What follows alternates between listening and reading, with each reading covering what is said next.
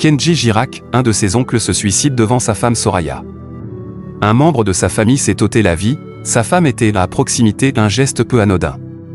Hospitalisé lundi 22 avril 2024 après s'être tiré une balle dans la poitrine par accident en tentant de retenir sa compagne Soraya qui souhaitait le quitter, Kenji Girac a mis en lumière un véritable tabou, celui du suicide dans la communauté des gens du voyage.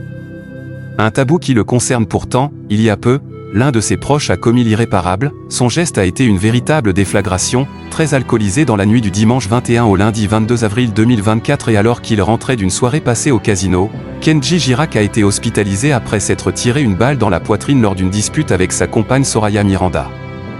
D'abord dans le flou sur les circonstances de ce drame, qui aurait pu être mortel, les enquêteurs ont fini par comprendre après quelques heures que le chanteur avait en réalité simulé un suicide d'une balle dans la poitrine pour retenir la mère de sa fille Eva, 3 ans, qui menaçait de le quitter, et qu'il avait fini par actionner l'arme sans vérifier le chargeur. Un accident qui se termine plutôt bien, puisque le chanteur est désormais hors de danger.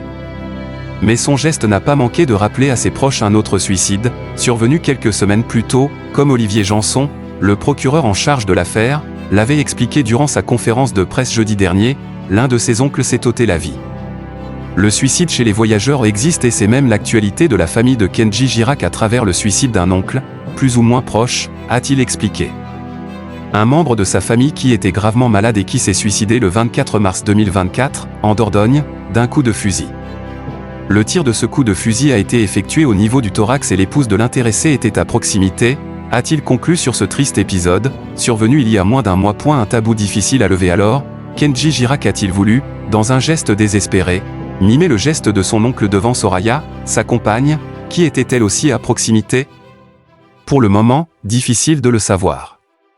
Et la question devrait même rester sans réponse. Dans la communauté des gens du voyage, particulièrement ceux de religion évangéliste, le suicide reste un tabou, comme l'a précisé, à nouveau, le procureur. C'est, manifestement, un véritable tabou, un tabou dans la communauté, essentiellement pour des raisons religieuses et j'ai pu entendre ou lire, de la part de gens du voyage, je cite, « Chez nous, ça n'existe pas, un gitan ne se suicide pas ». Ce type d'acte existe dans la communauté des gens du voyage, comme partout, comme dans n'importe quelle communauté, mais c'est excessivement, difficilement admis, a-t-il déclaré. Heureusement, le chanteur devrait désormais aller de mieux en mieux et retrouver la forme petit à petit.